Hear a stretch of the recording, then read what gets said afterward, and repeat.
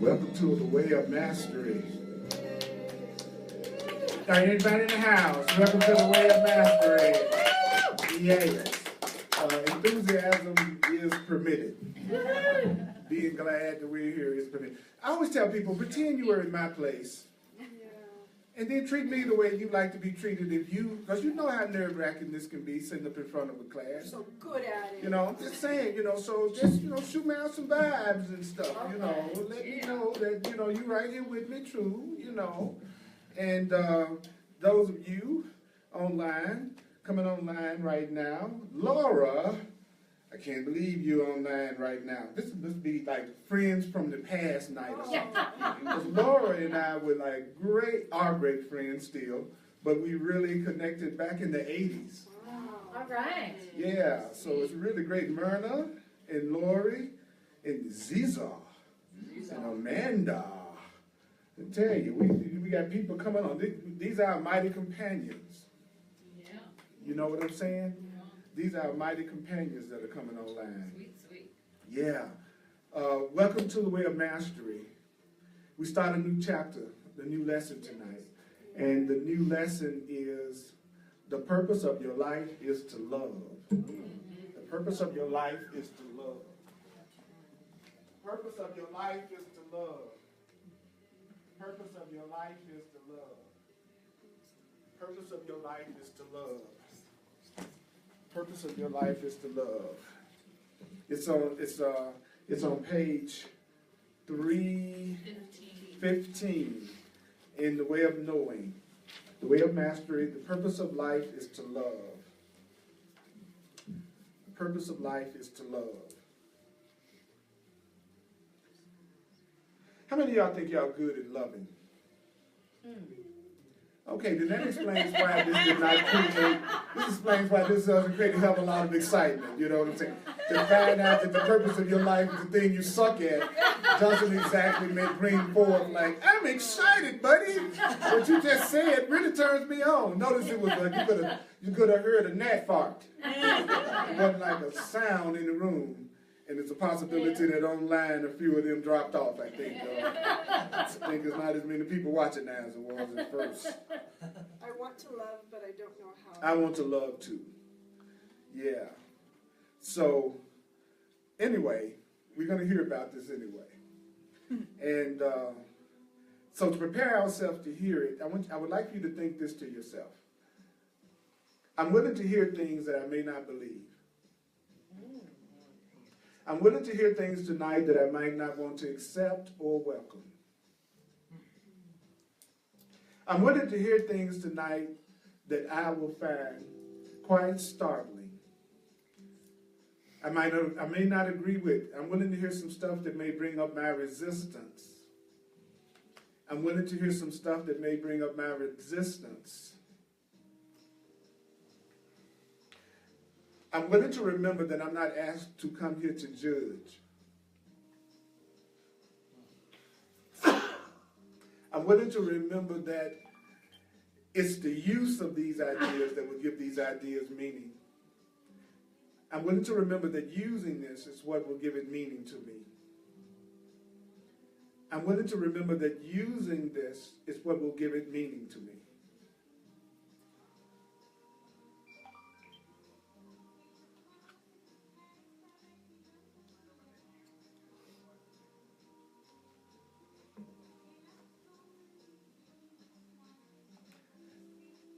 I'm Earl.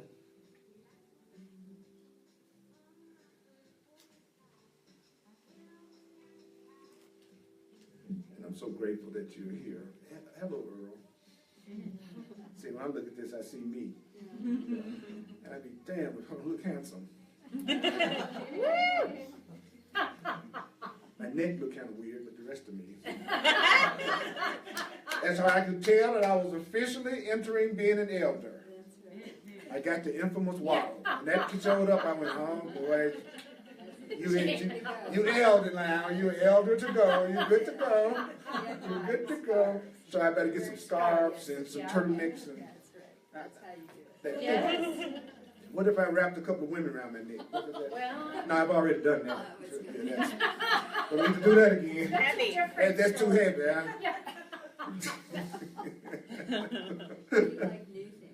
Thank you, darling. I appreciate that. Beloved and holy friends, we come to abide with you in order to instruct you in, yet again, in the way of knowing.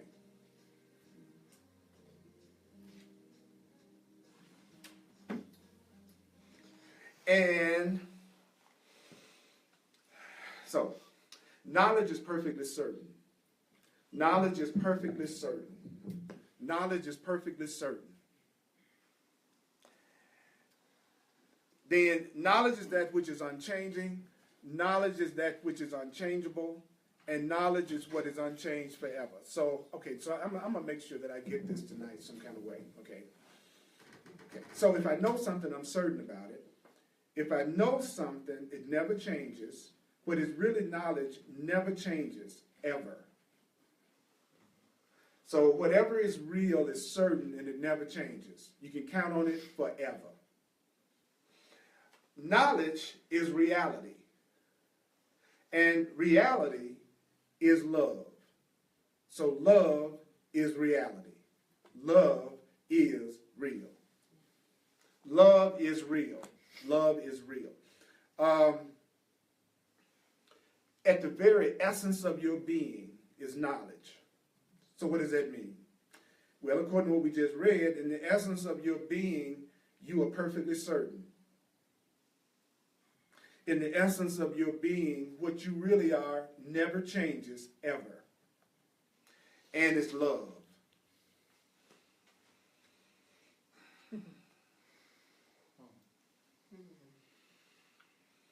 So if anybody says to you, I don't know, they are a liar and a hypocrite. But besides that, they're cool. Take them to the movie. That's right, take them to the movie. Are you a liar and a hypocrite? Yeah, come on, let's go to the movie. Come on. Let's go. You know, I might not believe nothing you say, but we can go to the movie. Right? So, though I would not suggest that you use those terms in communication with them, okay, but rather, whether in your own life or in relationship with a friend, whenever, wherever doubt seems to arise in the mind, whenever you feel doubt, whenever a friend feels doubt, whenever you feel doubt, whenever you feel doubt, whenever a friend feels doubt, it means that your mind isn't currently choosing reality. How can you tell when your mind isn't choosing for what's real? The way you can tell when your mind isn't choosing for what's real is you will have doubt. Mm-hmm.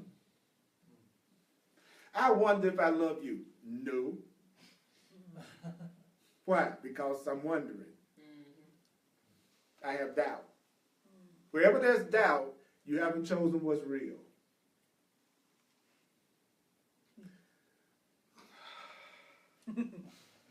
My whole life not real.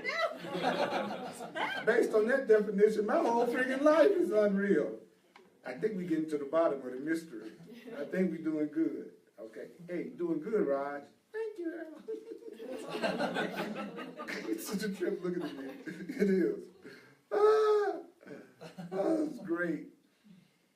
I always got my best guidance when I was talking to myself. And I remember when I was young, people would say you were crazy if you talked to yourself. But I don't know about you, but talking to myself has been very helpful. Now all I have to start doing is listening to myself. There's not anything that's ever caused me pain that I can honestly say that my inner self didn't tell me I was making a mistake before I did it. If I was to be really honest, there has never been a time that my inner guide has not told me before I made an error that I was making one. And I did it anyway. And usually I tell myself I was going to do it because I didn't want to hurt somebody's feelings. I can't tell you how many things I've done that I didn't want to do because I thought it would hurt somebody. Anybody else in here know what I'm talking about? Yeah. So, whenever you're in doubt, it means your mind is not currently choosing what's real. So if you're not choosing what's real, you must be choosing something else. So the something else can only be that experience, the world of the ego. So what does that mean? It means every time that you don't choose love, you're automatically choosing fear. It's not, I'm going to choose love or I'm going to choose fear. It's, I didn't choose love, I chose fear. There's no neutral place that you can kind of stand back. Either you're happy right now or you're not. Either you feel love in this moment or you don't.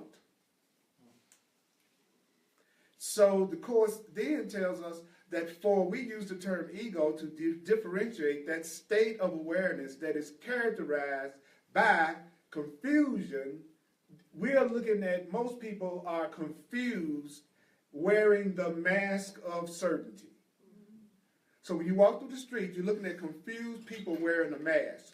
And the mask that they're wearing is that they know what's going on and that they're certain.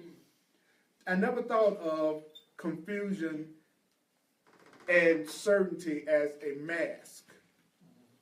I'm looking like I'm certain. I'm looking like I got it together, but it's really a mask. I'm really confused about every doggone thing. So when anyone says unto you, I don't know, or whenever the thought arises in your own mind, I don't know, rest assured in that moment that your mind is choosing to be other than what it is.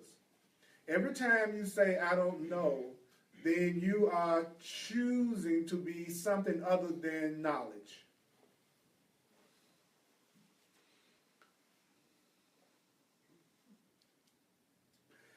What is it then that you know? What is it that you know? What is it that you know?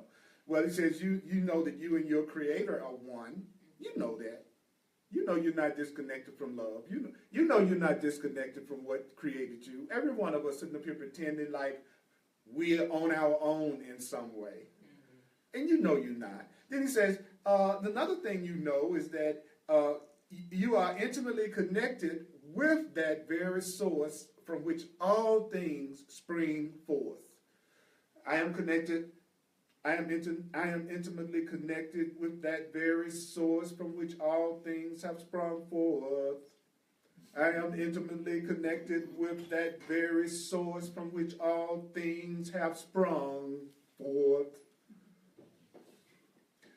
I am intimately connected with that very source from which all things have sprung forth. You're intimately connected. You're intimately connected. Elizabeth, you are intimately connected. CJ, you are intimately connected. Donna, I got a sister named Donna. You are intimately connected. Ziza, you and I are intimately connected, and you're intimately connected to the very source from which all things spring forth.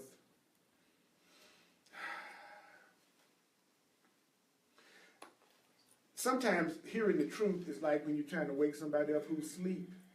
And if you ever had somebody wake you up for a minute and you woke up for a minute and you went back to sleep, that's what classes are. For an hour, most times, we wake up for a second and we hear stuff for a minute, for about 90 minutes.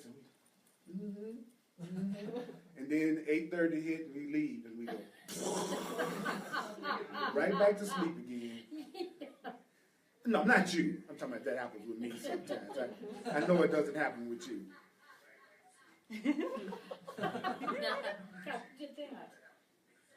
Oh. Who's that back there? Cut that down, man. It works or not.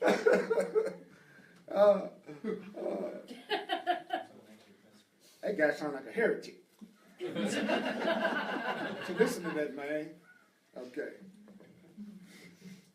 I know, he says, but you know what? He says, this is the truth. What is the truth? That you and your Creator are one, that you're intimately connected with the very source from which all things sprung forth. We're connected to the source of everything. He says, this means, it's the truth of your being, and this means that for any situation that requires a decision, you have within yourself access to perfect knowledge. For any situation that requires a decision, you have within yourself access to perfect knowledge. You have access to perfect knowledge. You have access to perfect knowledge. For any decision that's going on in your life right now, you have access to perfect knowledge. That's good news. Okay?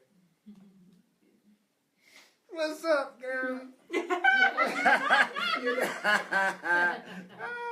Dang, Lord have mercy. That's awesome. That's awesome. And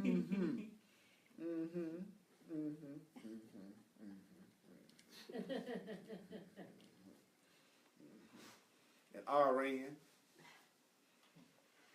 It's like a lot of people here tonight from the day. Back in the day. Like you say, back in the day. Yeah. Yeah, I know we've been out there. We need to come back together to remember how we benefit each other.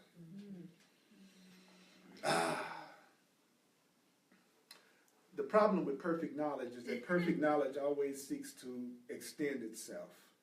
And extension requires, what does extension require? The realm of manifestation. So in order to extend, you need to be in the realm of physical form. And you need to be in the realm of individuality. In order to extend knowledge, you have to be in a realm like this one.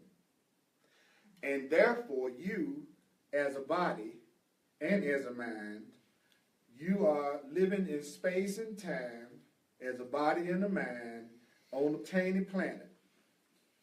I'll say it again. You are abiding as a body and a mind in space and time on a tiny planet. You are reality's decision to manifest itself in form. You are creation's decision to have a form manifestation. Ta-da! That's what we are. We are all that is deciding to have a form.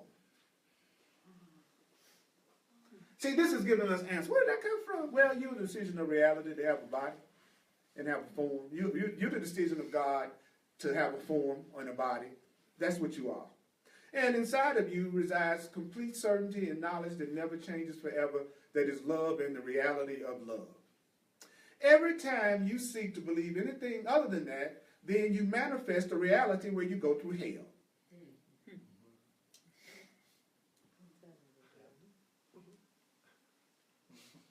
Is everybody clear on that? Yes.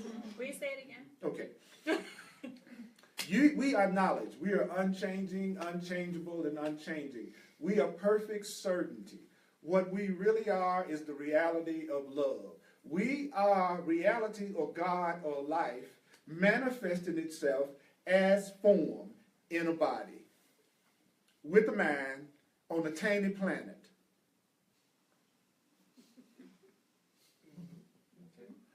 Okay, now, this is why you're here. Because whatever created us just wanted to do it.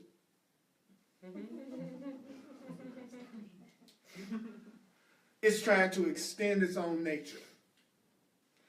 The happiness of the soul depends on your willingness to extend only what's loving. Your happiness depends on extending love, the thing that we think we suck at. Not everybody. I know some of y'all think y'all know the love. Y'all, some of y'all just absolutely know everything about unconditional love and you practice it all day long. Okay? All right. I want to hang out with the people like me, the ones that don't know how to love, that's trying. Yeah. Because the ones who think they got it together, they don't. I need to be hanging out with some peers, some equals, some people that's trying to achieve the same goal I am, so that we can work together to do it. You know, and so you are the result of the decision of reality to manifest itself in form. It can only manifest itself in form in the realm of time and space, and it's doing it just because it wants to express more of its nature. And one way that the reality decided to express itself in form to extend love was it manifested itself as you.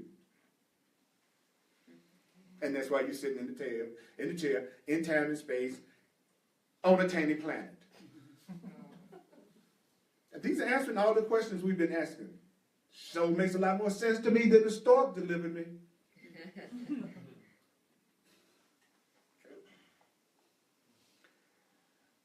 Do you want to go deeper? Yes. Okay.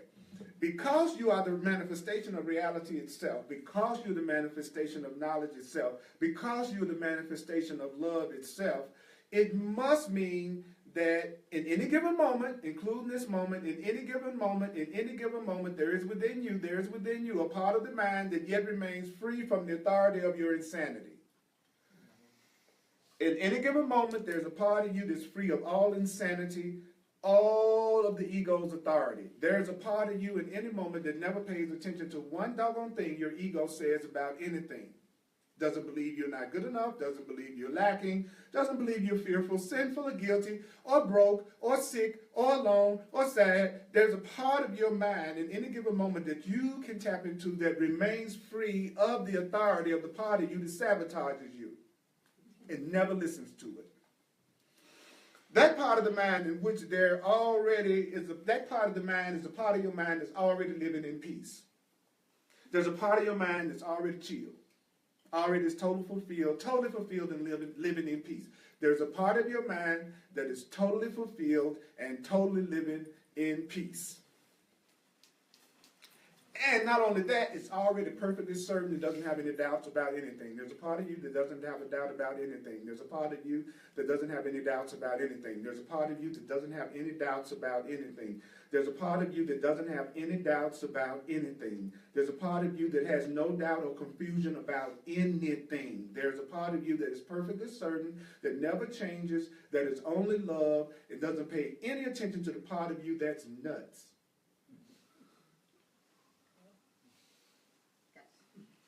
There's a part of you that already lives in the willingness to extend love without attachment. Every time in the past when I extended love, I always got attached to who or what I extended the love to.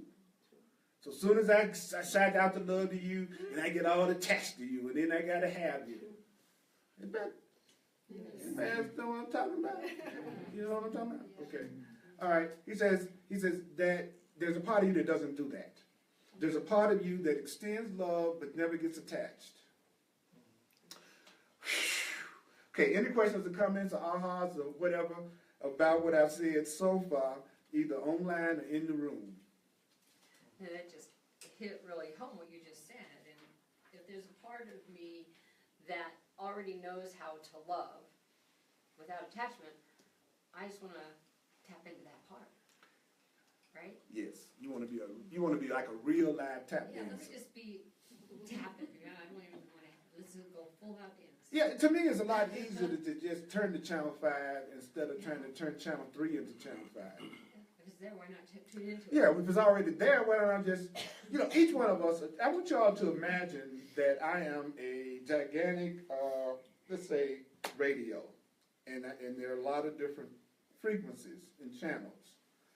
Just like when you listen to radio, right? And all of it's being broadcast simultaneously, but you only tune into the station that you turn to. But that doesn't mean the rest of the stations are not broadcasting, which means at any given time, if you're willing to change the dial, you would tune into a new station. That's the same thing is true about your wealth and your happiness and your abundance and everything else you think you want. You're not on the right station. It's in you, but you're not on the right station. So So you're absolutely right, CJ. If you would just tune into the part of you that's already certain and already is not attached and already is at peace, you could have it tonight. But we keep trying to turn the part of us that's not peaceful into the peaceful self. And so you're expending a lot of wasted energy. It's not about changing the you that you think you are into a more peaceful you. It's about tuning into the you that's already that way. But you're blocking it with your thinking. I'd much rather seek for some buried treasure that's really there. That we know is there. That I know is there, rather than hoping I can put the buried treasure in me and I hope it's there. That's what most people doing it. You know, they hoping that the love is there. Okay? Anybody else? Yes, my brother. So if we're not feeling love, then you say we're in fear. Right. So I'm trying to understand that, and like, for example, if you're lonely or bored, then you're not feeling love. How's loneliness or boredom fear? Because you would be lonely or bored unless you were afraid. Because it's your fear that you're not joined and that you're not connected, which is why you're lonely and afraid. It's just a form of fear. There's only love or fear. And everything is one of the just different manifestations of it. That's what makes us think we're dealing with a variety of things. If I'm not feeling peace, I'm in fear. If I'm in anger, I'm in fear. I have some sense of separation. If I'm lonely, I got my sense of separation from you. You know, so that's a fear. Okay. Yeah. And all it means is you're calling for it. That's all fear means. If I say I'm lonely, I'm actually requesting to know I'm connected in companionship. So it's not a negative thing. It's just that we have not learned what fear really is. We don't know what, he says, we don't know what recognizing fear really means. We think recognizing fear means, let me recognize what I'm afraid of. And the truth is saying recognizing fear is for you to recognize what fear is. And fear is a call for love. Fear is a call for help. Fear is a call for joining. Fear is a call for God. It's a call for love. It's a call for healing. So I haven't recognized fear until I start defining fear in terms of what it really is, a call for love. That's what recognizing fear means. It doesn't mean I recognize that I got a fear of the dark, and I recognize that I got a fear of driving too fast. That's not what it's talking about when it talks about recognizing fear. It's talking about you need to know, Earl, what your fear really is. Stop, don't be ashamed about your fear. Don't put yourself down. That's you saying, help me. God, help me. Love, come to me. Peace, come to me. I'm afraid of being broke. Oh, I'm calling for wealth. I'm calling for abundance. I'm going to turn my fears into a prayer. I'm going to turn my fears into a request for the very thing I think I've lost. That's the correct perception of fear. Yeah. It's just the way you define it is recognizing it. Because you got all that energy that's going in that direction, why not give it a powerful, positive use? Yeah. If you're a really scary, angry, upset person all the time, you're radiating a lot of that energy of calling for help. And if you see it that way, you'll recognize the help when it arrives. And you'll let yourself be rescued from a condition you... See, what created us is so loving that it even rescues us from things that could never happen to us. See, if it's an infinite intelligence, then it's ready to deal with all possibilities. So it covers its back by saying, if it's possible that there's anything that I don't know about, I want that to be handled lovingly too. That's where it says spirit. Say even if it was a such thing as God not knowing something, God smart enough to say, well, whatever it is I don't even know about, I want that to turn out, that's going to turn out loving too. Because I have decreed that there is nothing or no part of myself that don't deserve to be loved, because if there's any part of myself that I'm willing to leave out, that's a part of me that will never be happy. So I couldn't be totally happy with any part of me left out of it. Yes, darling. I have a question about doubt. You were talking about doubt earlier, and that doubt isn't knowledge, or it's... So if I have doubt, I'm trying to use this in a practical way. If I have doubt, then obviously I'm not coming from the place to make a wise decision. So at least if I recognize that I have doubt, then I can just say, oh, well, I'm not really certain right now, so I shouldn't make any decisions about this until I have clarity. That would be sane. Okay. Okay, that would be sanity. Or you could also do this. Okay, you could go, I have doubt, I'm going to do it anyway. But since I'm doing it anyway with doubt, then I take responsibility for however it turns out. Which means it may not turn out in the way I like, or it may. Because I like to wait for clarity, but... Yeah, that's what I always tell people, how many life or death decisions do you make every day? None. So there's not anything we make decisions about, and we'd be honest about, that we couldn't basically say, I'll wait for a minute till I have more clarity about that. I mean, I'm sure there's some special cases, but let's just be real with each other. Every day that you're not dealing with death-defined decisions in your conscious mind, that there's nothing happening that you couldn't say, let me get back with you tomorrow. Let me just take a minute to see if I can get some clarity back. Not that what you're saying is not cool, but I know if I don't have any kind of peace about it, I'm not going to give myself any kind of peace about it. So even if I manifest it, I'm not going to enjoy it. So I need to, because nothing outside of me is ever making me happy. It never has made me happy anyway. So once you begin to realize that, you're much more concerned about the content of your being than any physical thing you're trying to manifest, because you finally woken up enough on the spiritual path that you know ain't none of that stuff going to make you happy unless you decide that it does. And then and so you all of a sudden you get, wait a minute, I've been stupid. I've been chasing after the thing that'll never make me happy because I forgot I was the only one that could. Right. And I was especially doing it when I was looking for a person to do it. That's right. That's my greatest trick of all. So I see everybody looking for that person that's going to make them happy. This person ain't going to make me happy. Everybody can make you happy if you decide to be happy. I gotta make a decision. Happiness is a decision you must make. It has nothing to do with the conditions and circumstances of your life. I love knowing that. Because that means whatever situation I'm in, I could potentially enjoy it. Whether I was in a mansion or a shack. So good. Anybody online still got something? A couple of great comments on here that just the excellent news that there's part of us that's not crazy. That actually sees things, that's really going well.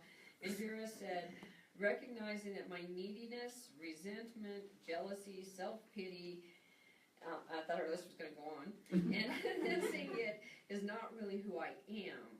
When I can see it, then I can ask for a different perception, and that is truly good news. And when you remember that perception means interpretation, it gets even better. Because I can always be given a new interpretation.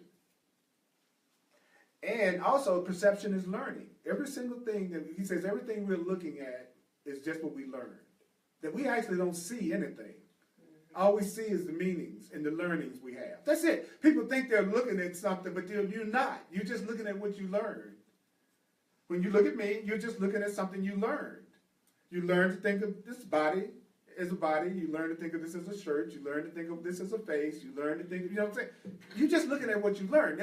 That's how you're defining it. It's based on what you learned. So perception is an illusion because it's simply made up of concepts. It's not made up of anything real. See, if all of us were sitting up in here new, you couldn't tell who was a teacher, who was a doctor, who was a plumber, or anything else. See, something that's real, nobody has to explain it to you. Because it's obvious. The fact that we have to explain ourselves to each other so much is a great sign that we're not dealing with anything real with each other. If I'm in a relationship with me personally, and I find myself constantly explaining myself to the person I'm in a relationship with, that is just the biggest red flag in the world for me. If we processing every day, then you're the wrong one.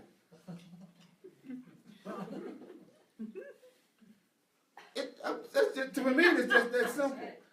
If I got to explain myself constantly, it means you don't have the slightest idea who I am or anything really about me. That'd be cool if you were encouraging the expression of the unknown part of me. Then it would be good for me to be a mystery with you. But when it's based on the fact that I'm not acting out your judgments and your scripts, then that's a whole nother ball game. So I love knowing that I've made myself feel guilty for years about things that didn't mean anything. They were just made up concepts and ideas. You don't go to church, you're going to hell. Go to church on Sunday, you're going to hell. Okay, that's made up. So I love how morality is made up. Culture is made up. But we still think it's real. So we bind ourselves to rules that don't make any sense when we seek for happiness in things that have no meaning. So when you seek for your happiness in things that you have to give it meaning, then you're focused on something that doesn't make any sense and it's going to bind you with its rules. Oh, if I don't give you candy on Valentine's Day, then I don't love you. That's ridiculous. That's a concept that somebody made up. So if I let myself be governed by that, then I've forgotten the truth. But that doesn't mean I can't give you candy on Valentine's Day. I just need to remember it don't mean anything. It just has the meaning I'm giving it to. So it's the meaning that means something on Valentine's Day, which the meaning is you symbolically trying to show me how much you appreciate me. That's cool. What could possibly be wrong with that, whether that was made up or not? We just must never forget it's made up. See, the only time something unreal can hurt you is when you forget it's unreal. If I go into a special relationship knowing they're not real, it's not going to hurt me when it changes. Because I knew it wasn't real in the first place.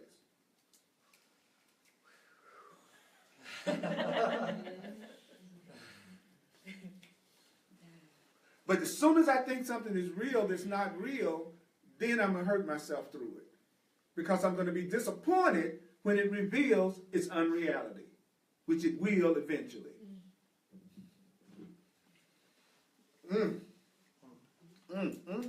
Always remember, pain is self-deception. All pain is self-deception. Oh, I have a really bad kidney stone. It's hurting me so bad. I am deceiving myself right now in the form of kidney stones. What are you deceiving yourself about? I'm glad you asked. What I'm deceiving myself about is I'm deceiving myself by thinking I am a body that has kidney stones. I am spirit. I am consciousness. I am knowledge. I am love. I am unlimited. Not a body with kidney stone pain. The beauty of it is the kidney stones are letting me know I have some thoughts and some things I need to release. Because the part of the body affected is giving you an indication of the part of your consciousness that needs to be worked on. So obviously kidneys have to do with what? Release. Heart attack has to do with what? Love. Stomach has to do with how well you digest, assimilate, and deal with things emotionally. Back, oh my God, I don't feel supported. Oh, I can't turn my head. You need to learn how to look in a new direction. It's hard for you to do it, isn't it? Everything the body does is to communicate a message to you about what you're doing to yourself that you don't know you're doing. Wow. Your body is a means for letting you know what you're really doing to yourself in your mind. That's what's so cool about the body. You can tell yourself anything you want to. But if your body's still aging, you're not using it correctly yet. Ooh. Ooh. Ooh. Because if you're not your body, you could project any kind of image of it that you would want. Whatever age you would like. You're not it. Wow. So your body can look any way you want it to look. But here's the cool part. My body can look any way I want it to look at any time just by me changing the way I look at it, which is I'm going to look at it with compassion and love. So poof, my body is now perceived in a different way. Yeah. I love you, Earl Purdy body. I love you, Earl Purdy body. You've been so good to me. I mean, you haven't put me down, dude, Earl Purdy body, and I have criticized you, I have judged you. I've talked about the way you look. I've talked about your stomach. I talked about, how what happened to your hair. You know what I'm saying? So I want to know that you know, Earl Purdy body, even with all my judgment and not thinking you're handsome enough, cute enough, and all the things that I put on you, you have still taken me day to day through everything that I needed to go through, no matter what I was saying about you. Thank you, Earl Purdy body. You need to be thanking that body instead of saying you need to lose 10 pounds. Yeah. Don't judge it. I love you, and I think I would like to see what it would be like to have a projected image that was 10 pounds thinner. That's the way you do it. I love me just the way I am, but wouldn't it be interesting to see what I look like with some abs? See, that's where you do it. You don't ever do it from, I'm so satisfied with myself, so I think I need to go work on myself. It's like, no, you're attacking yourself. Every time you lift a weight, you're attacking yourself because you're doing it out of belief that something's wrong with you. Yeah. So if you're going to make a change in your body, make it from the perspective of I'm grateful, body, for the service you have rendered me just the way you are. And I think I'd like to see what it's like if, I had dreads. Even though it seems too late for that. But. Well, first of all, we have a complaint from Jisu, I'm not sure I'm pronouncing it. She's from Australia. Wants to know where your gorgeous specs are. Those heart-shaped specs. On the floor in front of Oh, yeah, see, we're missing those. She says, the best thing about this is the relief and beauty to know that I can be actually responsible and open to love, rather than being at the whim of these thoughts and feelings. She said, I only recently realized that I am wholly lovable and worthy, too. She just recently realized that? Yeah. Wait, how many of y'all just recently realizing how lovable you are? Yeah. Yeah. Let's see here. Ooh, baby. Okay, now, baby.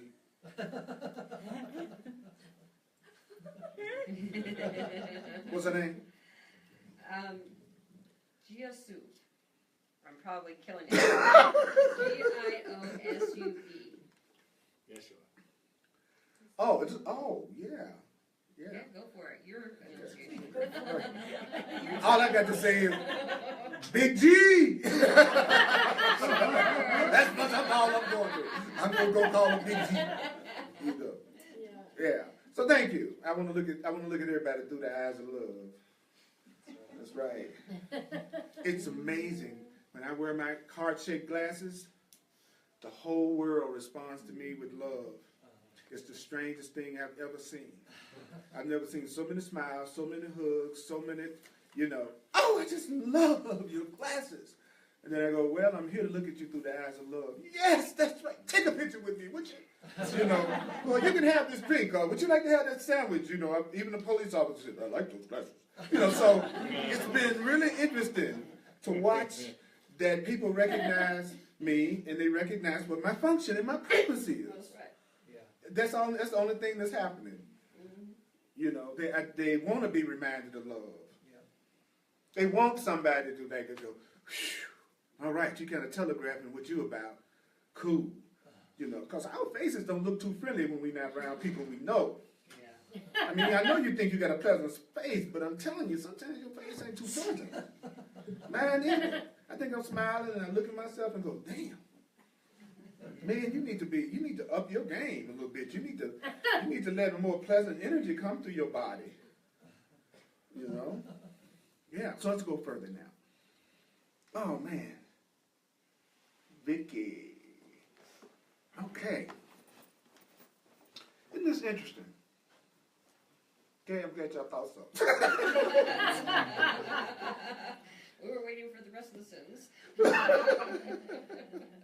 Oh, man. Oh, God. Oh, I must be making a tremendous breakthrough. I've been trying to convince myself I'm a body. Mm-hmm. Yeah, that's what pleasure and pain is for, It's to convince you that you're this.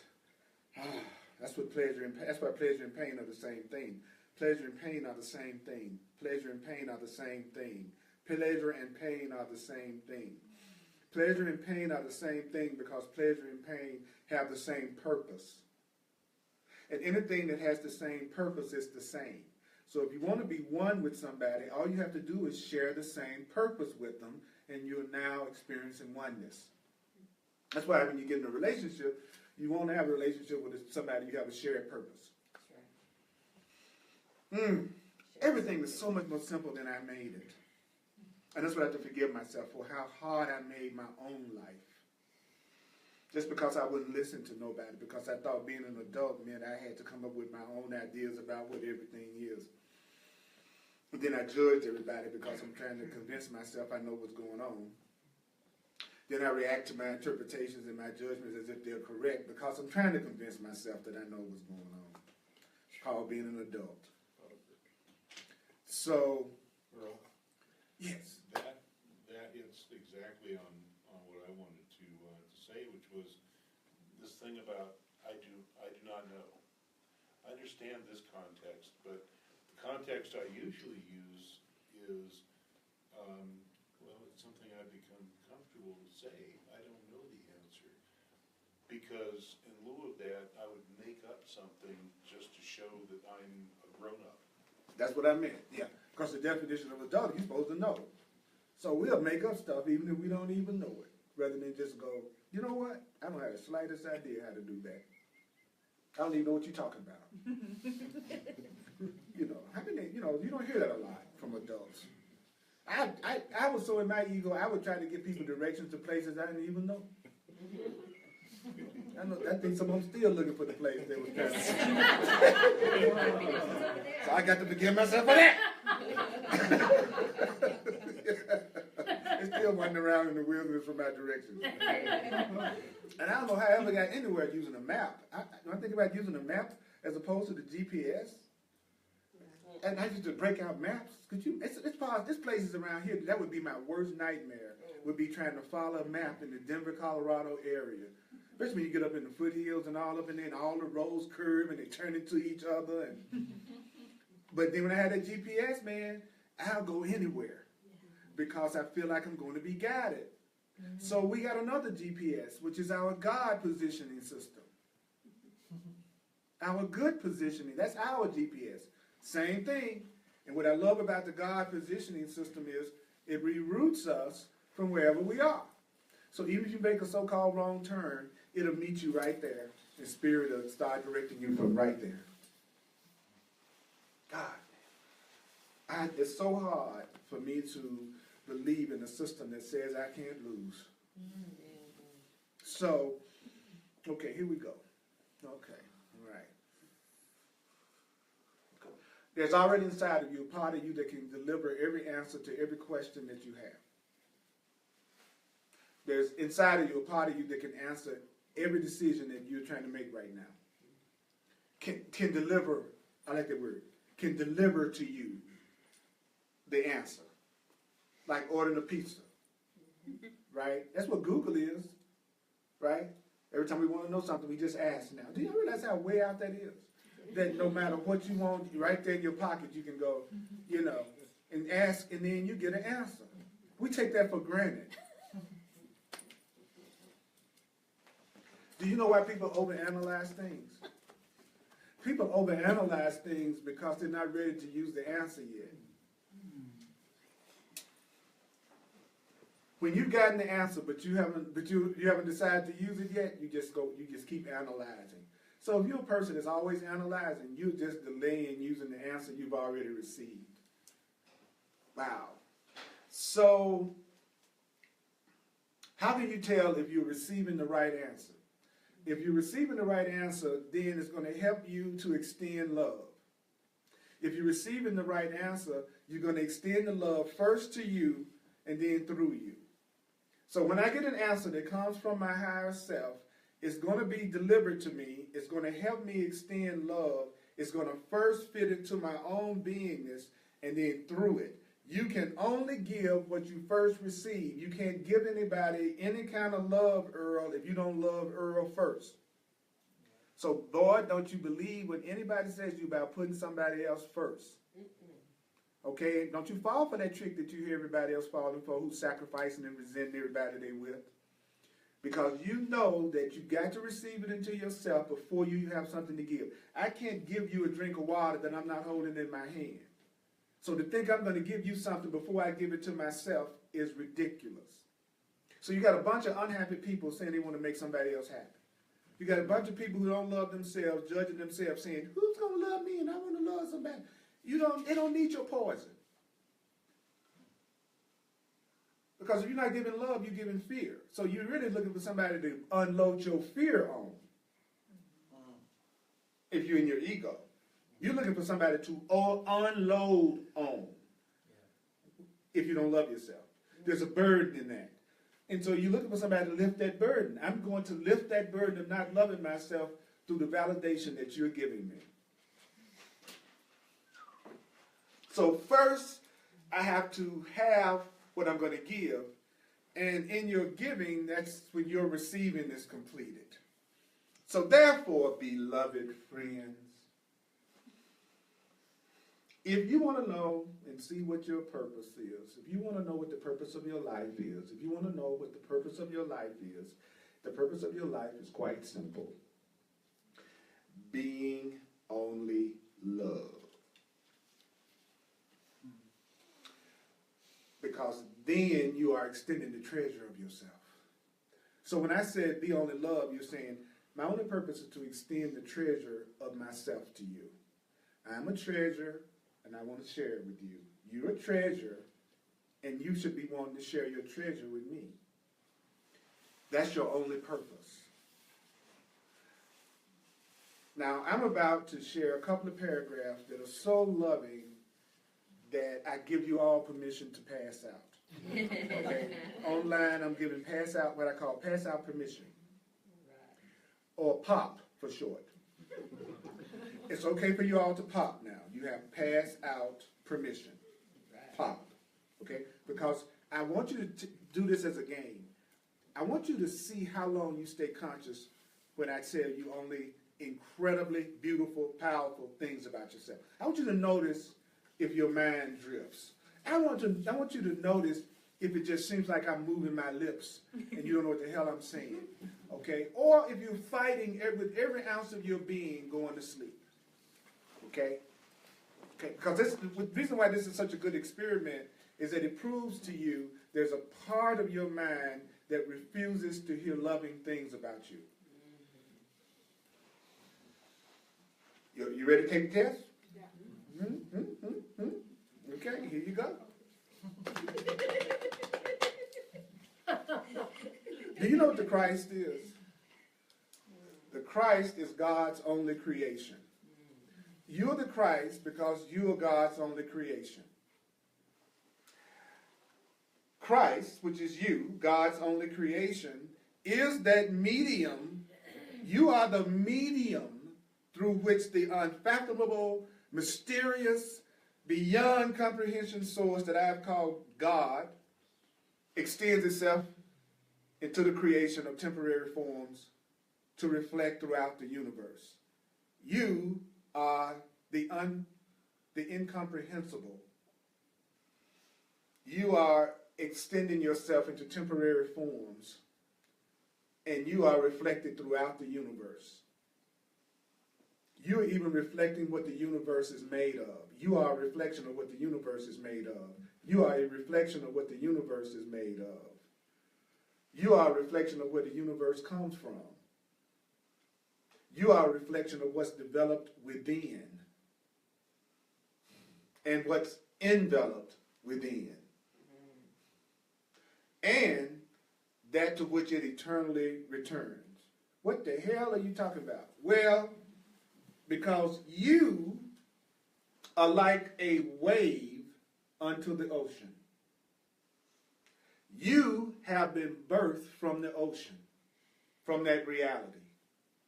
You have emerged.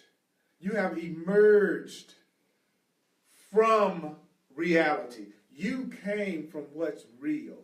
You came from what's real. You are totally real, and you came from what's real. You are one with what's real. So you are Christ eternal. You are God's only creation, and you never die.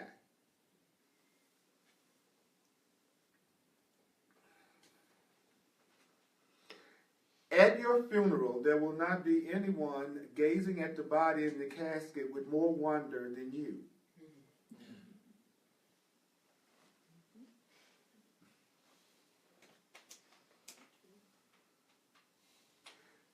You are unchanging and unchangeable forever.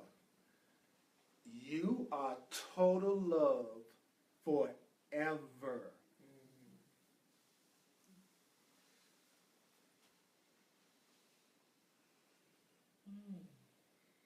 Within you, even in this very moment, which moment? This one,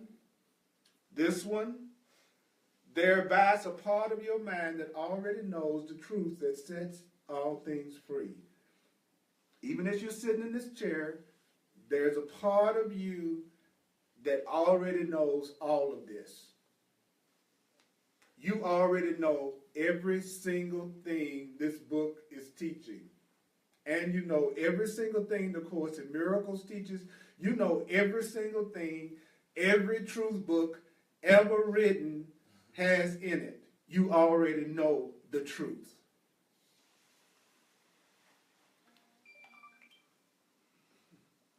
You can access that part of your mind anytime, under any condition.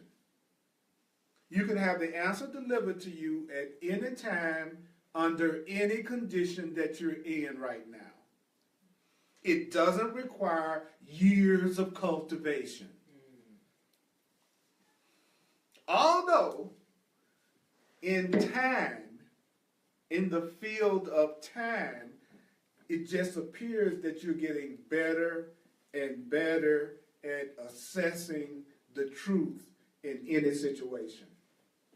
It's going to look like you're getting better and better at listening to yourself. It's going to look like you're getting better and better at loving yourself. It's going to look like you're getting better and better at being at peace within yourself.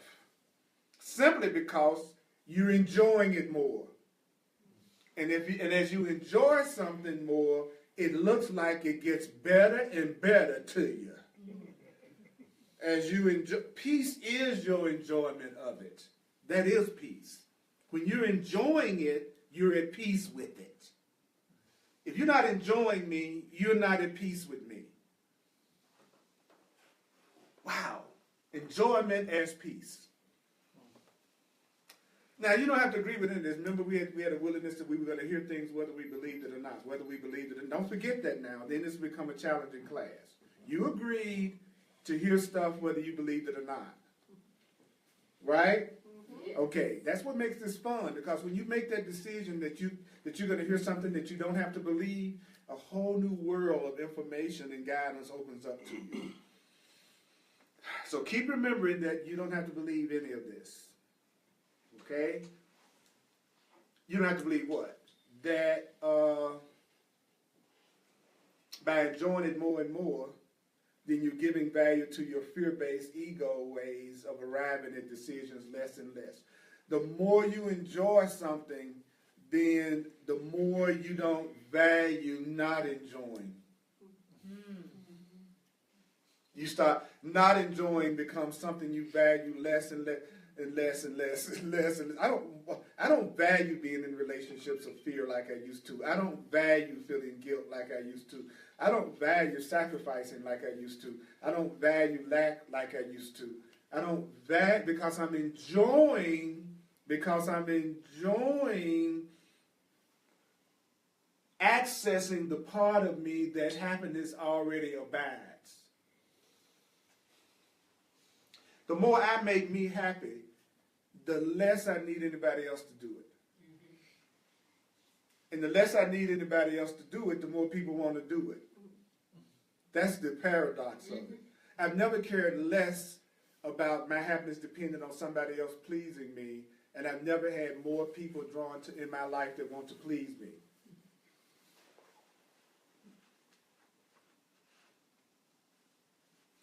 I don't feel any lack within. I don't experience any lack without. That's why. I figure out there's several billion people on the planet, and there ought to be a few that are like me. Good odds. Good odds. I don't think I'm so special that no one on earth could like me. But they certainly won't look like it until I like me. So my job now is liking me. I hope to treat me one day as good as I treat you. Because I'm harder on me than I am on any of you. So I'm trying to bring me up to the level that I like you. Anybody with me on that one? Oh, yeah. Okay. So the part of the mind is like an empty and open channel. Okay, there's a part. So when you say you want to be an open channel, don't you know you're saying you want to be empty, and you won't let anything hide your purity. You don't want to let anything hide your innocence from you. There's nothing more important than recognizing your innocence. Because an innocent mind does not believe it deserves to suffer. So a person who thinks they're innocent does not think they deserve to be punished or to suffer. So they don't. So they don't manifest anything that causes them pain. Why? Because I'm innocent. Nothing upsets us more than to think an innocent person went to prison for something they didn't do. When we think of a person that's innocent, we think of them as something that should absolutely not be harmed. That's why babies are such a trip. You know, you can bump off a 30-year-old and nobody gives a damn. But if it's a baby, it's a baby. And the baby innocent, by the time you're 30, you deserve to die. That's what people think, you know what I'm saying? They know you've done a bunch of crap, you deserve to be gone. So we think the younger something is, the more innocent it is. So even our minds are programmed to think of innocence as something that should not be punished or should not go through pain. So try to only do things that you don't make yourself feel guilty about until you realize there's no such thing as guilt. I protect my innocence more than anything now. I just will not enter into any kind of forms or arrangements that I know I'm going to make myself feel guilty about. And I found out the easiest way to do that was to claim my freedom. Then I never have to feel guilty. I am free to make whatever choices I want to make about anything in my life as long as I'm willing to take responsibility for it. So I'm not going to make you any promises about how I'm going to be all the time. You know why? Because I don't know how I'll be all the time. So I will not sit up here and promise you how I'm going to behave for the rest of my life with you. I'm sorry, I won't do it. Cuts way down in your special relationships. Because that's the condition for those jokers. You know, so nobody wants you as their boyfriend. You know what I'm saying? Unless they're pretty damn awake. Because only people who are pretty damn awake can give other people the right to be themselves. So sleep people can't pull it off.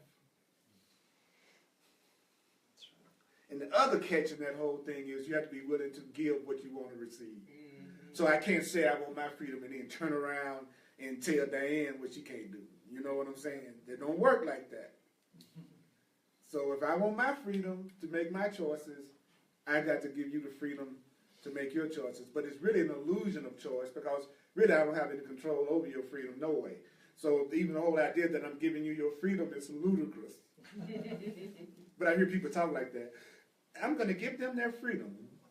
Oh, wow. My God, you awesome. I didn't know you were the overlord. My goodness, you know. You know what I'm saying? I'm going to give you your freedom tonight, darling. I'm going to give you your freedom. Okay? I'm going to forgive you. Yeah, I'm going to forgive you. So, okay, here's a good thought. Can I give you a good thought? Yes. You sure? Yeah. Okay. Nothing you have ever done, nothing you have ever thought, nothing you have ever miscreated obscures the perfect silence, the utter purity of your connection with the source of your being. Nothing you've ever done, nothing you've ever thought, nothing you've ever miscreated has the perfect silence and the utter purity of your connection with the source of your being. Because love is always connected to itself. Love is always connected to love. Love is always connected to love. Someone that you love is not someone that you can separate from. You can never separate from somebody you love. You can never separate. Now, I'm not talking about bodies. See, that's where the mind goes to first. That you think I'm talking about bodies.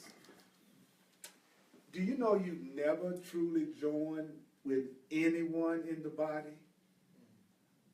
Not even sex is any kind of a real joining.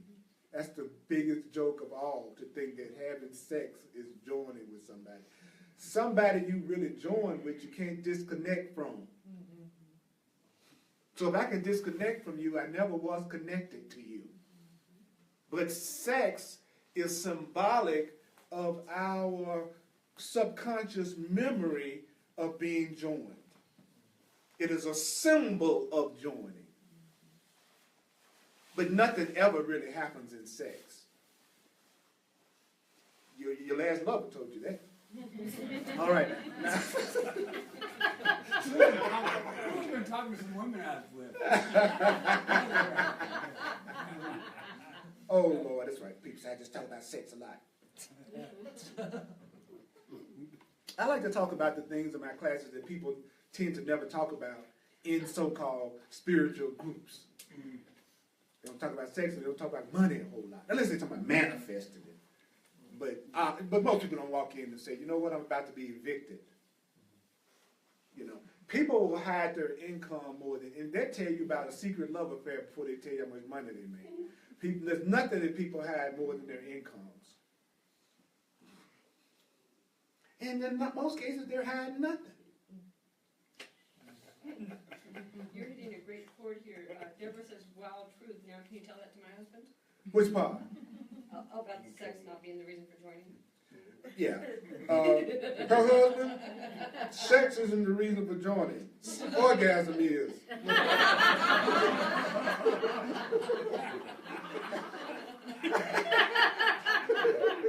I was channeling. I don't know where that came from.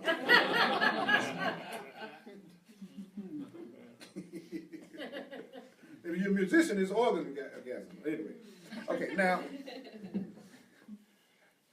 Well, you know, but then let's think about that question, like she was saying about her husband. What you always want is what you think the physical thing you're doing will get you. Yeah.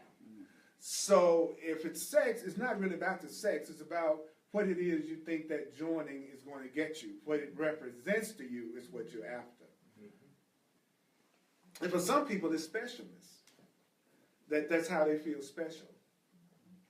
Especially if they're the only one. Because, you know, to separate itself, the most important thing is for you to be the only one. Isn't that right? Mm-hmm. I want you to be the only one that has this body. This is it. You're it. Nobody else can have this body. And that makes you special. Because other than that, I might go to the movie with other people. I might go to a game with other people. I might go to a restaurant with other people. I might walk down the street with other people. I might go to the park with other people. I might go on a trip with other people. But what I'm not going to do with other people is have sex. And that makes me special. And that's what makes you special. You're the only one that gets to have sex with me. That's it. You, for the rest of your natural life. I'm it. Till the day you die. I'm it. No matter what my body looks like 50 years from now. I'm it. Let's not even think about it. Nobody but this body, buddy.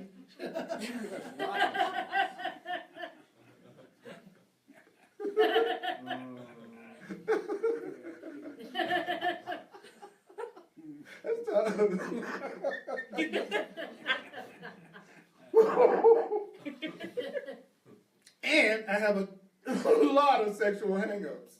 So, it's only going to be me, and I have issues. And I love you.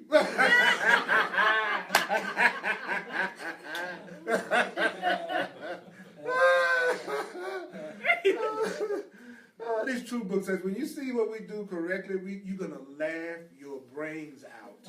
You're going to think this is the funniest place instead of the most tragic place. You're going to think this is the fun. You know, like the higher beings, we're #1 in their Nielsen ratings. You know, when they want to have a good laugh, they go, did y'all want to watch Earth tonight? Yeah, let's watch Earth. And they watch us and crack up. Crack up.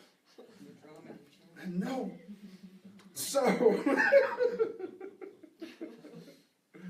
God, when I think about how much time I put into seeking sex. Wow. Wow.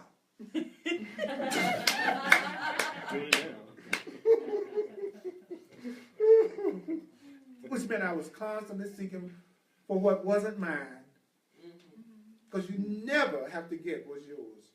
You never have to seduce what's yours. You never have to convince what's yours. Ever.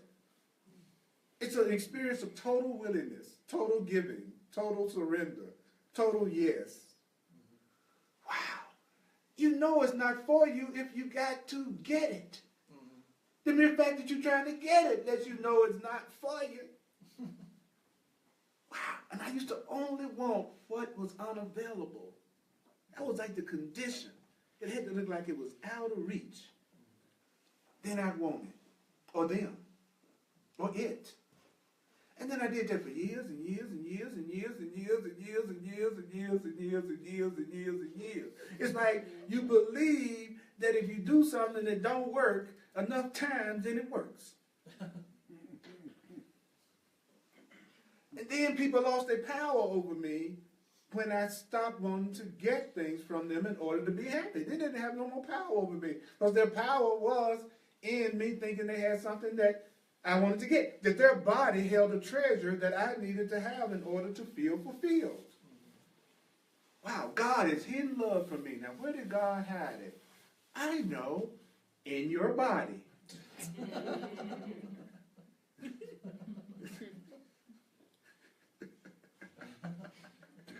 You know, you come out of a woman's body and then you spend the rest of your life trying to get back up in there again.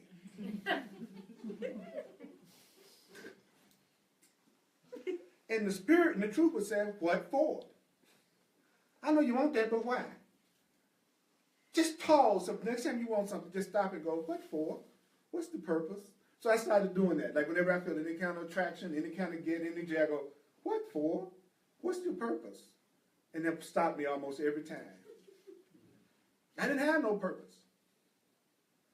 Because if I was just making the body the goal instead of the means, then I've forgotten what the body was for, and then I'm misusing it, and then I'm wondering why I'm having problems. Your body should never be the goal. It should be the means to achieve the goal, which is us joining in love and unity and connection and oneness.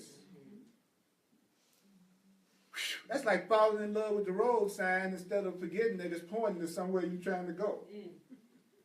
You know, and I fell in love with a few road signs. I know some fine road signs in my day, McKay. Like them signs you see over the expressway, you know, lit up serious signs. Then I forgot, and I went crazy. I totally forgot the truth, forgot who I was. I was awake to the fact that I was a spiritual being in the physical body and was not a body until puberty. And I went to sleep for 10 years, from age 13 to 23. I thought I was a body. Went through puberty, being a teenage boy, you just hormones, that's all it is, just walking around. And I forgot who I was. And then at 23, I was introduced to astrology, and then through studying it, came back to the realization that I was a spiritual being having a human experience that had a purpose that I came here to do that I needed to remember. Whew. So you may have forgotten, and now you're remembering.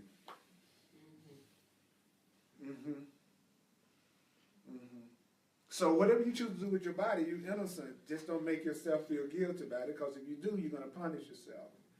And so don't do things that you feel guilty about, because you're going to punish yourself later. You don't have to, but there's a good chance you're going to do it if you feel guilty about it. And the minute you feel innocent about things, then you find yourself at the level of choice, where nothing's compelling you anymore. You just decide whether or not you like to have that experience, which is a lot better. Yeah. So all those experiences I used to have out of guilt, now I can just choose whether or not I want to have the experience, because I know it has nothing to do with guilt. So I now have control over myself in a way I never had control over myself before. It's so cool.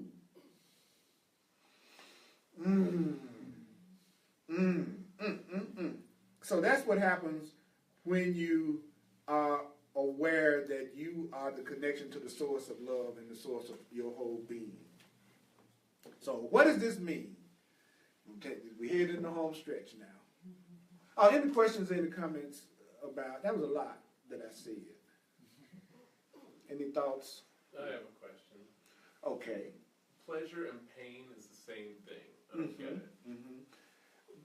Whatever has the same purpose is the same. So if pleasure makes me identify with my body, whenever I'm feeling pleasure, I go, ooh, okay, then I'm identifying with my body. Ooh, toothache, my body. See, in both those situations, I'm making myself think I'm just only the body. And I've lost sight of the fact that what I truly am is bigger than that and beyond that. So what makes them the same is not that you experience them the same way in terms of your feelings, but what makes them the same is they have the same goal. They have the same purpose. So if I have the same purpose as you, then you and me are going to be joined, and we're going to be joined in peace. Think about it. Anybody you have something in common with is always the person you get along with the best, even though your personalities might be different. So when you feel pleasure, it makes you think you're a body. When you feel pain, it makes you identify with the body. And that's why it means pleasure. That's what it means by pleasure and pain are the same. Okay. Just it talked about because you have to realize we're utterly convinced we are flesh and blood and bone for the most part. I mean, that's why we work so hard to take care of it, because we're convinced that we're this. So what makes me so sure I'm this? Pleasure or pain, how I feel in it, how much pleasure I'm getting out of it, how much pain I'm going through with it. You know, it's like I'm convinced that I'm this. And as long as I'm convinced that I'm this, then I'm doing what he said at the beginning of the section. I'm making a choice for other than the truth and reality, so then I experience something other than that. And then I end up going through a lot of drama in the body, and then wondering why I'm going through the drama in the body. It's because you think you're it. When you get you're not it, but you have it, then you'll see its health change, and you'll see drama start to leave your life after it escalates for a while. It's going to escalate for a while because you're going to diligently try to convince yourself that you are a body when you decide to recognize yourself as not being one. You're going to do everything in your power to convince yourself you are. So at the beginning of really recognizing your true identity, then you will truly try to convince yourself you are your body at first. That's why when you study stuff like this, you will find that your senses increase. Your ability to smell things, feel things, touch things, the beauty. It's like, wow, why is the world becoming so beautiful? Because there's a part of you that wants you to continue to focus on physical as your only reality. So it has to make everything about it even more appealing to you. So you smell things you've never smelled, and the kiss is the greatest kiss you've ever had, and the touch is all the senses start to increase when you begin to recognize you're more than your body. Which feels great. You smell a flower and go, my God. You look at a blade of grass as a thing of wonder. You look at people and tears want to come to your eyes. All of us, because you are now freeing your senses from guilt and fear. So now you can completely and totally enjoy and appreciate the incredible manifestation of God that is you in every form. And you are like freaking out with joy and feeling good. And the last thing you're concerned about is whether or not you're going to be taken care of. Because the universe is going to take care of your every friggin' need. All of them. So what does this mean? First, anyone who truly enjoys the way of knowing must make a decision to accept the truth for themselves. So that's the atonement. So this is the truth to accept. I am one with my Creator now. I choose to fulfill my purpose. I choose to fulfill my purpose by extending only the reflection of myself. I have to remember when I'm with you all, continue to be yourself. Don't fall for the how a teacher is supposed to act or be based on the way you've learned, Earl, and possibly what the people that's watching you or coming in this room has learned. Your job is to escape from concepts, even the concepts you put on yourself, and you also don't you dare let yourself be limited by the concepts that other people may have about how you should be. If you want authentic with you all, regardless of what you think about me. I've heard horrible things about me as a teacher, and I've heard incredible things about me as a teacher, depending on the judgment of the person that was watching me at the time. So I can't afford to let myself be affected by how you think I ought to be as a teacher, or you'll never see a real teacher. I'm not going to act out your ideas about what I should be like, and I don't want you to act out mine, so you'll be exciting to me. I love it if people surprise me. I love it when people do something I don't expect and haven't seen 1,000 times before in the past. It's like, what could we do tonight? I remember I did a Course in Miracles class, and we were talking about the body being innocent. I'm not going to do that here. But what happened was, I walked into the class with just a hat on. That was it. That's all I had on was a hat. So that I wouldn't be completely naked.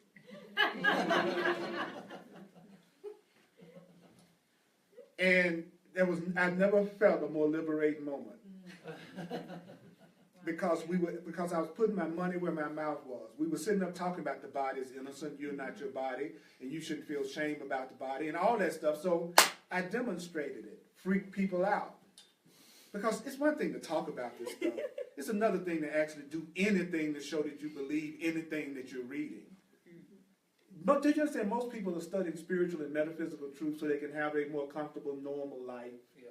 They're not trying to break barriers or evolve or come into the truth of themselves as God. They just don't want to bank a MasterCard bill. Yeah. And they want to get a nice house.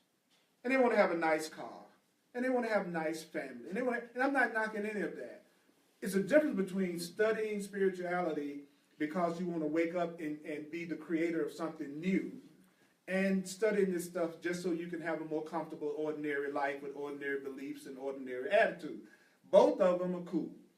But I'm always looking for the ones in my life who go, I want to be part of the creation of something new.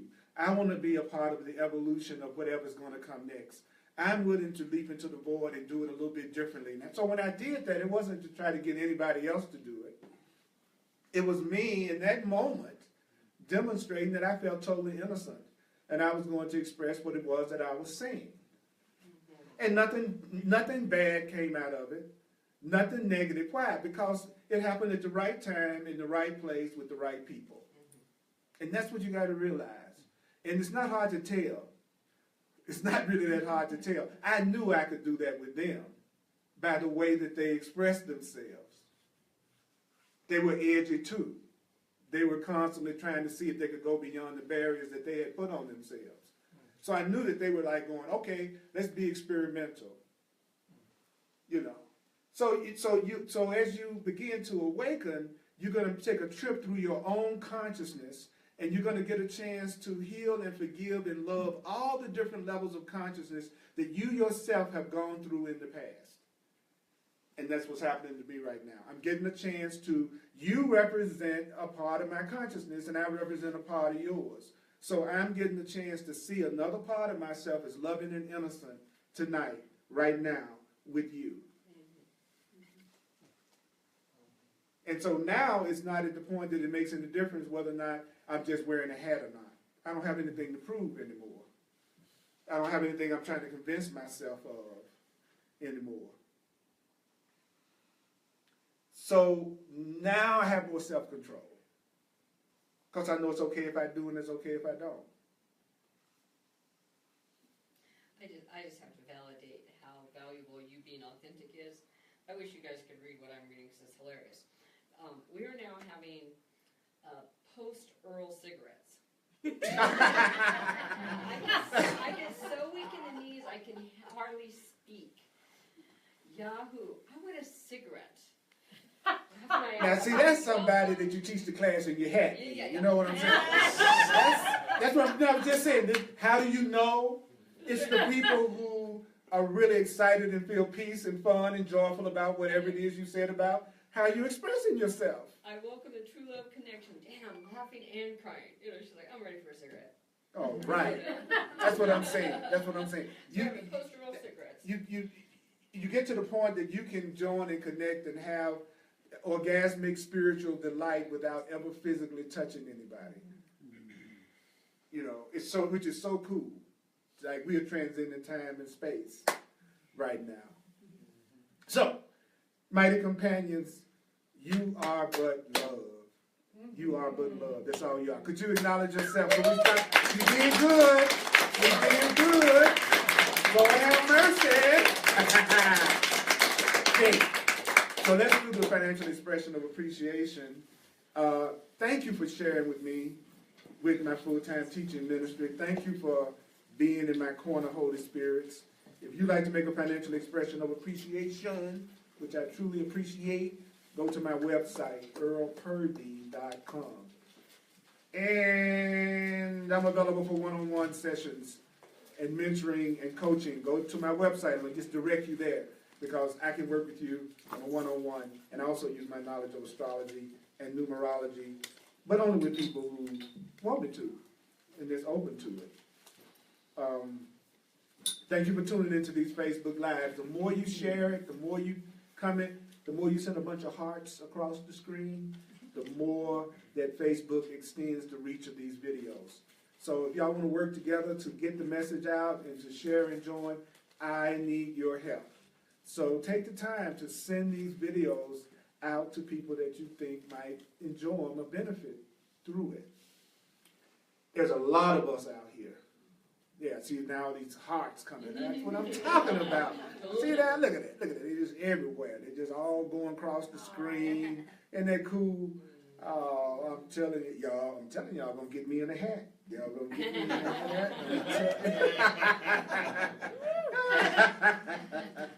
And you'll be thoroughly disappointed.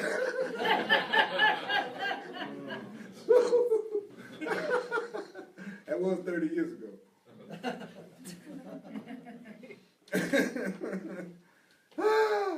But I'm gonna tell you what's so cool about love, though. When you radiate love and people feel love for you, I don't care what you physically look like. You look beautiful to them. Amen. I swear to God, when somebody loves you, you look beautiful to them, no matter what your physical body looks like. That's another cool side effect of love, is that somebody you love looks beautiful to you. And it's not based on the latest fashion trends, you know. So I just want you to know you look beautiful to me. You really Thank do. you. You look beautiful to me. You really do. You look beautiful to me. You look beautiful to me. What? With my hat? With my hat? Oh, God. Okay, y'all, we're going to finish this up right quick, okay? My mighty companions online, you still got the hearts and stuff going. I've so enjoyed having you with me tonight to Deloria. Is that right? They put on my love glasses so I can see what the hell's going on. This time I'll just be wearing glasses. Dolores. Yes, CJ, Laura. Laura said, you look beautiful to me. You look beautiful to me too, Laura. And Amber. Lord, Amber. And Linda Lewin. Hey, you in two places at once. You over there typing while you in the room. Oh. and Miss Giosue. That's right. Yes, and Big G, and Rita, and Mollet, and oh my God, Myrna, and Lori, and Amanda. And this is female night, isn't it? For the most part, because there used to be a lot more guys on the trip. Jerry was on Well, that. this guy, and I love the guy named Junebug. I have a brother in the house, you know what I'm saying? That sound like a Junebug, sound like a brother. You know, it's the brother, it's the way it goes. That's right, or sister. You know, that's right. I had a buddy named Junebug though. All right, here we go, Holy Spirit. Let's take this mother home.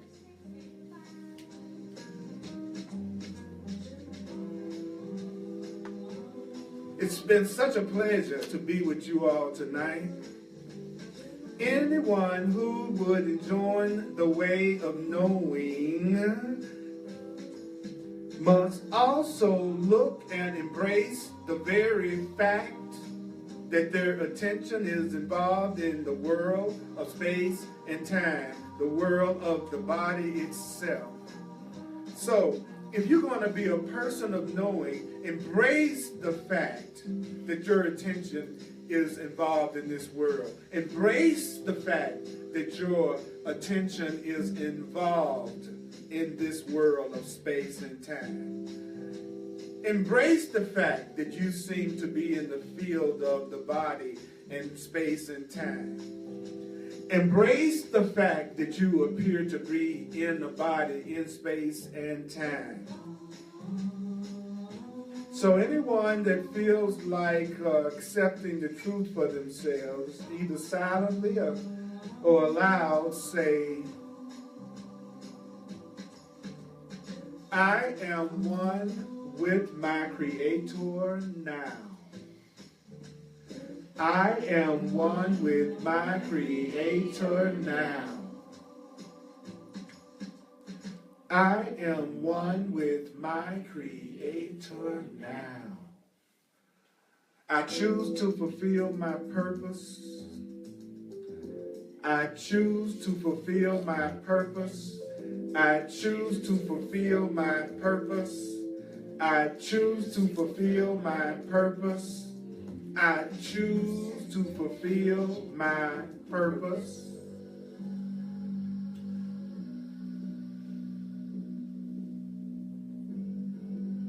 I choose to extend only the reflection of myself.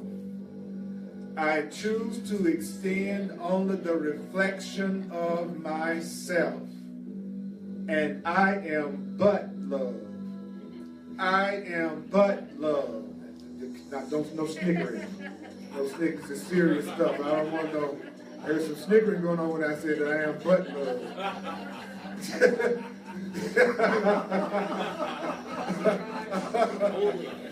Just say it one more time. And I am but love.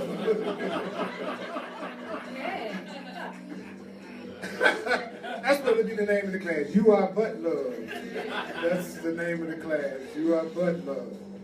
Y'all are incredible. I love you. I love you. I love you. Hugs are available. Thanks for coming out. Let's give it up to us and ease out into the dream. And get the way of mastery. The way of mastery is off the chain. It's really awesome. All right.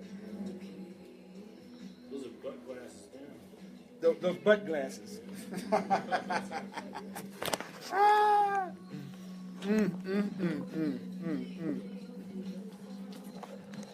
Love you all. Thank you so much for checking me out online.